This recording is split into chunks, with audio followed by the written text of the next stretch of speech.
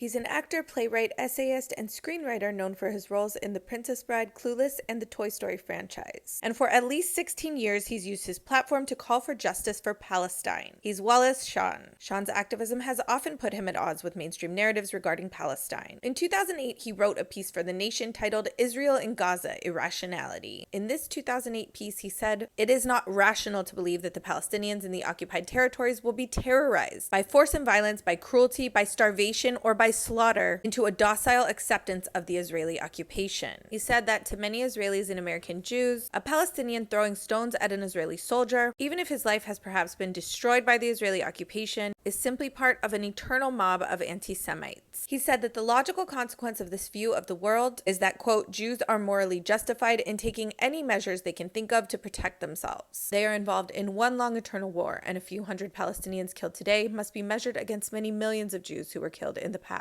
Throughout the years, Shawn has continued to be outspoken about the Israeli occupation, particularly in Gaza. In 2014, about Gaza, he said the anger of the Palestinians cannot be ended by killing their children. It was part of a video released online that featured celebrities, artists, and activists speaking out for Palestine. He said, "Israeli leaders seem sincere when they say they believe their actions are appropriate. Apparently, one of us is worth many more of them. And American leaders know they are lying when they defend the murder of children in their beds. And we, the public, pay for the bombs, pay for the airplanes, and pretend not to notice what is going on." His critiques extend to powerful organizations and lobbying groups like the Anti-Defamation League and AIPAC. Also in 2014, he responded to an Anti-Defamation League ad blaming Palestinians for Israel's mass slaughter of children in Gaza. He said, "Yesterday I saw an ad in The Hollywood Reporter. It was in English, but its meaning was not immediately obvious at all, so I felt an overwhelming impulse to translate it." The ad used a quotation from former Israeli Prime Minister Golda Meir that goes, "We can forgive them for killing our children. We cannot forgive them for forcing us to kill their children." Shawn wrote, "My quick personal translation of this would be, when we kill the children of Arabs, the Arabs made us do it. They hate us so much, they are so angry that they do things that enrage us and make us kill children." In response to Shawn's activism in 2014, like clockwork, Zionist publications started publishing op-eds written by individuals like Rabbi Shmuley Boteach, smearing Wallace Shawn as an anti-Semite. Despite facing backlash and attempts to discredit him, Shawn continues to advocate for justice in Palestine. Since October 2023, Wallace Shawn has joined high-profile protests. Speaking at a protest in Washington, D.C., he said, "Even in Vietnam, they didn't quite admit they were just slaughtering the innocent." In January, he also appeared in a series of videos by the Palestine Festival of Literature, in which he read out sections of South Africa's ICJ charges accusing Israel of genocide. And in March 2024, he signed an open letter urging Democratic candidates to not accept funding from AIPAC. Shawn appears in a video for a union of progressive activist groups called Reject AIPAC. AIPAC has distributed talking points at its annual conference that included false claims that, quote, reports that people are starving in Gaza are false, and, quote, Israel is not blocking the delivery of aid to Gaza. So if you're wondering which artists support Palestine,